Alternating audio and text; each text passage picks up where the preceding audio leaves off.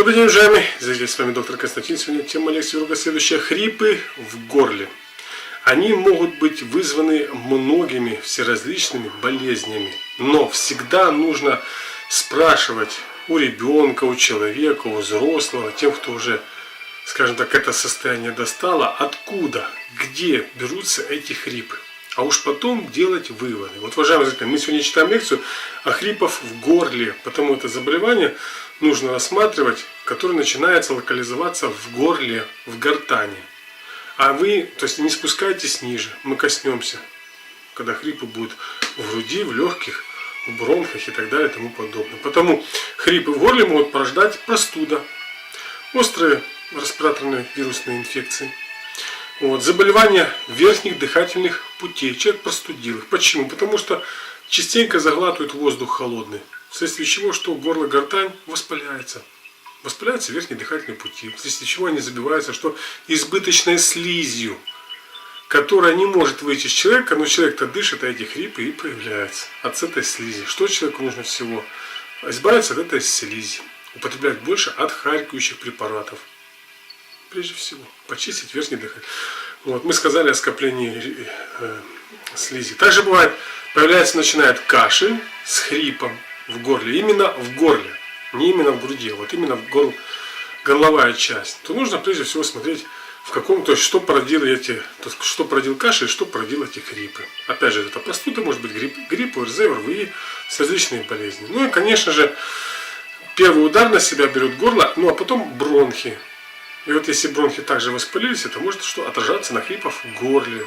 И уже начинает воспаляться гортань сама. Точка P11 Шаушан вам в помощь, но без диагностики 12 меридианов здесь не обойтись. Почему? Потому что здесь может быть общее воспаление всех 12 меридианов, которое, скажем так, энергетика еще простудная, именно остановилась в этой области, и эти хрипы появляются.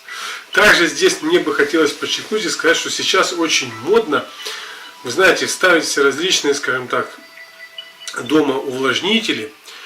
Я бы не советовал это людям делать. Почему? Потому что эти увлажнители могут порождать много избыточной воды в той или иной комнате, где находится ваш ребенок, или где находится, или в тот дом, в котором расположены эти различные увлажнители. Почему? Потому что появляется много слизи, много избыточной воды.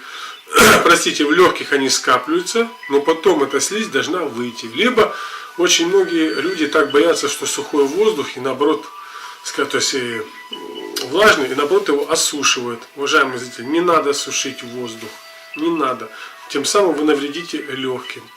Как можно просто уйти от этого? Очень просто уйти от непонимания сухого воздуха и влажного. Этот баланс золотой, его никто понять, золотую серединочку найти не может. Но занимайтесь дыхательными упражнениями. Ваши хрипы в горле, если даже и атакуют вас, то акупунктура вам в помощь, дыхательная практика вам в помощь. Вы с легкостью справитесь с этим заболеванием. Но когда вы запустите это заболевание, то уже, простите, диагностика 12 меридианов вам необходима. Именно дыхательные упражнения смогут вам держать этот баланс сухости и влажности между легкими.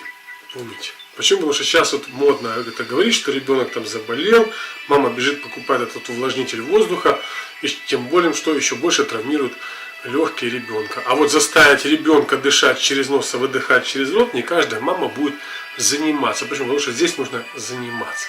Спасибо за внимание.